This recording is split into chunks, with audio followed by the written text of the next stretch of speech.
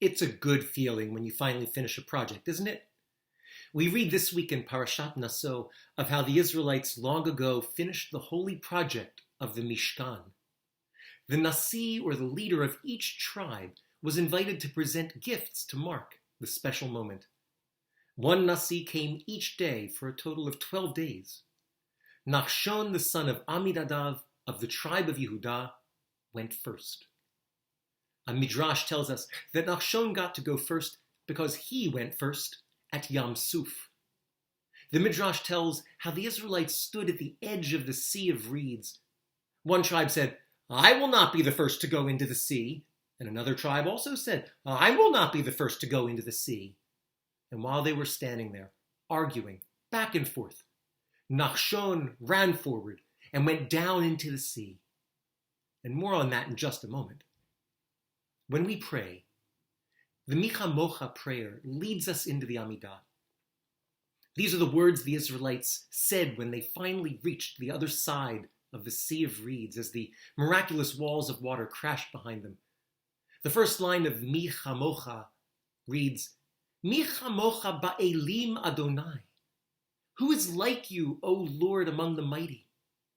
And the second reads, Mi Kamocha Nedar Bakodesh. Who is like you, majestic in holiness? It seems strange that the first line reads Mi Chamocha and the second Mi Kamocha. In one verse, the letter is Chaf, that 11th letter of the alphabet that's curved kind of like an empty hockey net. And in the second verse, the letter appears with a little dot in it, as if the hockey puck is in the net. And the difference turns the pronunciation from that clearing the throat sort of a ch sound to one that's just like our English letter K, kaf. How did we get mi chamocha and then mi kamocha right afterwards? Perhaps hundreds of years ago, an extra drop of ink from the pen of a scribe fell onto the piece of parchment on the table of a Torah scribe. Or maybe a piece of dust got stuck in the middle of the letter, forever changing how we chant this prayer. Or perhaps the little dot is there to tell us a story. The letter Chaf is shaped like a mouth wide open like it's singing. When the Israelites came to the Sea of Reeds, they were terrified because none of them could swim. They thought they'd rather take their chances fighting the Egyptians than trying to swim in this rough sea. And only one man trusted in God enough to take the first step, Nachshon, the son of Amminadav. He stepped into the sea, singing. Soon the water was up to his knees, then his waist, and yet he kept on singing. His mouth opened in praise as the water splashed against his shoulders, his neck, and the brave Nachshon did not stop singing even as the water began to fill his mouth. And at that very moment, the sea opened up and the people walked through to freedom. The dot in the Chaf symbolizes that moment. The moment when faith becomes fact, when prayer receives an answer.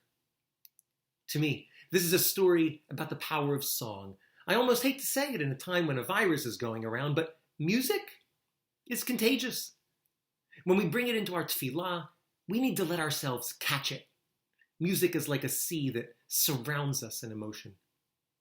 There's a story about Rabbi Zalman of Liadi, who's telling an extraordinary Dvar Torah, some words of Torah on Shabbat.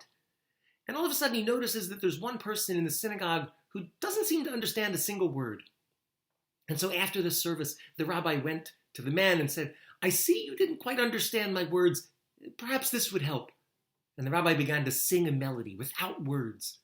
And he continued to sing it over and over until finally the man said, "Ah, yes, now I understand." In our Torah portion, Nachshon is the first to bring his gift to God. Every morning when we wake up, we have an opportunity to bring a gift to God, to be the first, by sitting up, stretching, stepping out of our beds into the brightness of a brand new day, by dipping ourselves completely into the glorious sea of a new day with our mouths open in song.